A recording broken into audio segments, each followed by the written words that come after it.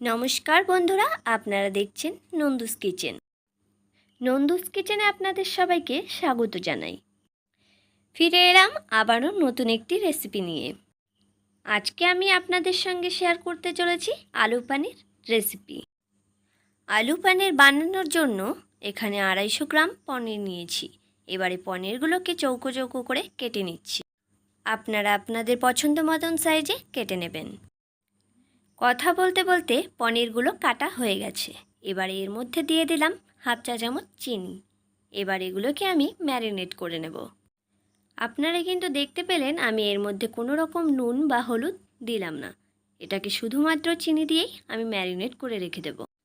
এরপর কয়েকটা আলু চৌকো চৌকো করে কেটে আগে থেকেই রেডি করে রেখেছি। কড়াই গরম করে কড়াইতে দিয়ে দিলাম কয়েক টুকরো দারচিনি, 2টো এলাচ, একটা লবঙ্গ আর 1 চা চামচ গোটা ধনে, 1 চা চামচ গোটা জিরে। সব গোটা মশলাগুলোকে এবারে একটু ড্রাই রোস্ট করে নেব। মশলাটা ভাজা হয়ে গেছে, এবারে এটার পেস্ট বানিয়ে নেব। এরপর কড়াইতে দিয়ে দিলাম কিছুটা সর্ষের তেল। চিনি দিয়ে ম্যারিনেট করে রাখা পনিরগুলোকে এবারে আমি তেলের মধ্যে ছেড়ে দেব। আপনারা আমার কথা মতন অন্তত একবার কোনো রকম নুন হলুদ ছাড়া শুধুমাত্র চিনি দিয়ে পনিরটাকে ভেজে রান্না করবেন। তারপর দেখবেন পনিরটা যেরকম সফট হবে তেমন খেতেও কিন্তু ভীষণই ভালো লাগবে। তার আগে মনে করিয়ে দিই, আমার চ্যানেলে যদি কোনো নতুন বন্ধু হয়ে থাকেন তাহলে আমার চ্যানেলটিকে সাবস্ক্রাইব করে পাশে থাকার অনুরোধ রইল। আর আমার ভিডিওটি যদি আপনাদের একটুও ভালো লেগে থাকে তাহলে একটা লাইক, শেয়ার অ্যান্ড পাশে থাকা বেল আইকনটি প্রেস করে দেবেন, যাতে আমার বানানো ভিডিওর নোটিফিকেশন সরাসরি পৌঁছে যায় আপনার কাছে। দেখতেই পেলেন পনিরগুলো ভাজা হয়ে গেছে। এবারে পনিরগুলোকে আমি একটা পাত্রে তুলে নেব। পনিরগুলোকে তুলে নেওয়া হয়ে গেছে। এবারে কেটে রাখা যে আলুগুলো ছিল সেই আলুগুলোকে তেলের মধ্যে ছেড়ে দেব।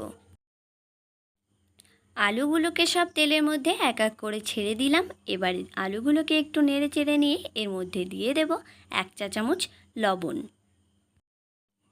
লবণটাকে এগুলোর সঙ্গে ভালো করে মিশিয়ে নিয়ে আলুগুলোকে একটু ভেজে নেব। আলুগুলো কিন্তু প্রায় ভাজা হয়ে গেছে। এবারে আলুগুলোকে একটা পাত্রে আমি তুলে নেব। আলুগুলোকে সব একটা পাত্রে এবারে তুলে নিলাম। এরপর কড়াইতে দিয়ে দিলাম অল্প পরিমাণে সর্ষের তেল, দিলাম 2টো তেজপাতা আর হাফ চা চামচ গোটা জিরে। এখন এটাকে নেড়ে নিয়ে যখন জিরেটা থেকে খুব সুন্দর একটা স্মেল বেরিয়ে যাবে তখন এর মধ্যে দিয়ে দেবো কুচিয়ে রাখা পেঁয়াজগুলোকে। এখন পেঁয়াজগুলোকে একটু নেড়ে চেড়ে নেব। পেঁয়াজগুলো কিন্তু হালকা গোল্ডেন ব্রাউন কালার আসা পর্যন্ত ভেজে নিতে হবে। পেঁয়াজগুলোতে কিন্তু হালকা একটা লালচে কালার চলে এসেছে। এবারে এর মধ্যে দিয়ে দিলাম 1.5 চা চামচ পেঁয়াজ বাটা। পেঁয়াজ বাটাটাকে একটু নেড়ে চেড়ে নিয়ে এর মধ্যে দিয়ে দেবো 1 চা চামচ কাঁচা লঙ্কা বাটা, আর দিচ্ছি 1 চা চামচ আদা বাটা, আর দেব 1 চা চামচ রসুন বাটা।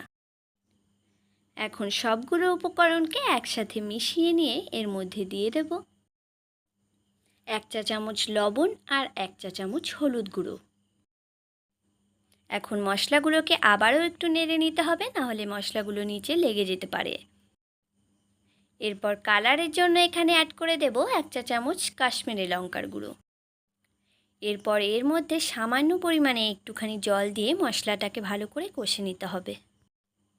মশলাটাকে কষানো হয়ে গেছে। এবার এর মধ্যে দিয়ে দিলাম ভেজে রাখা আলুগুলোকে।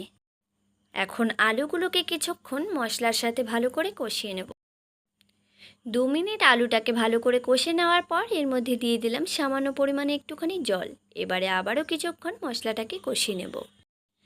আপনারা দেখেই বুঝতে পারছেন মশলাটা কিন্তু খুব সুন্দরভাবে কষানো হয়ে গেছে। এবারে এর মধ্যে দিয়ে দেব 2 কাপ পরিমাণে জল। পনিরে যেহেতু খুব বেশি একটা ঝোল ভালো লাগে না, সেই কারণে এখানে অল্প পরিমাণে একটু জল অ্যাড করেছি। এরপর দিয়ে দিলাম 1 চা চামচ লবণ। লবণটা এবারে ভালো করে একটু মিশিয়ে নিচ্ছি।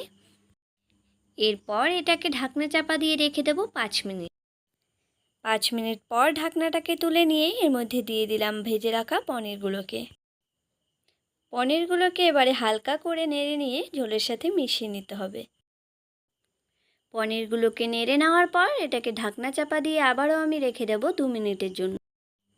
2 মিনিট পর ঢাকনাটাকে তুলে নিয়ে প্রথমে যে গোটা মশলাটাকে ভেজে রেখেছিলাম সেই মশলার পেস্টটাকে এখন মশলাটাকে ঝোলের সাথে ভালো করে মিশিয়ে নেব। এখন রান্নাটা কিন্তু প্রায় 80% মতো হয়ে এসেছে। সব শেষে 1 চামচ ঘি ছড়িয়ে নামিয়ে নিলেই তৈরি হয়ে গেল আলু পনির রেসিপি। তাহলে আর দেরি না করে এভাবেই আলু পনিরের রেসিপিটা তৈরি করে খেয়ে আমাকে কমেন্টে জানাবেন যে আপনার বানানো আলু পনিরের রেসিপিটা খেতে কেমন হয়েছে। তাহলে আজকের মতন ভিডিওটি এই পর্যন্তই। ফিরে আসছি খুব শিগগিরই নতুন একটি সুস্বাদু রেসিপি নিয়ে। ততক্ষণে আপনারা সবাই ভালো থাকবেন, সুস্থ থাকবেন।